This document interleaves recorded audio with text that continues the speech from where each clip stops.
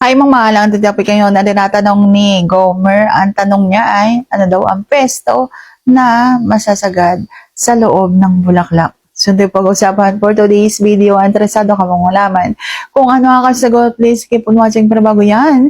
Kung bago ka pa lang sa akin channel, please consider to like this video and subscribe my channel.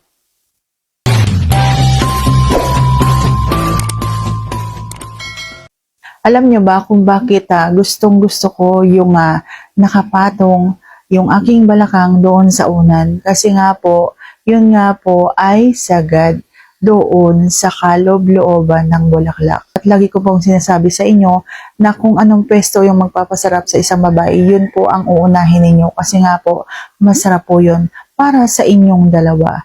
Mararamdaman mo yung dahan-dahan mong pagpasok ay masasagad po hanggang sa kailaliman.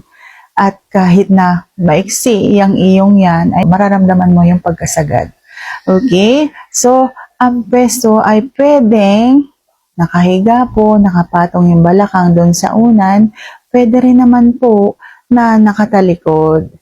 Nakatalikod at nakaluhod siya, tapos ikaw ay nasa likuran niya, yung mga ganyan po. So sana sagot ko ng tamang yung tanong and like this video, please consider to like this video and subscribe my channel. Thank you for watching. See you on my next vlog.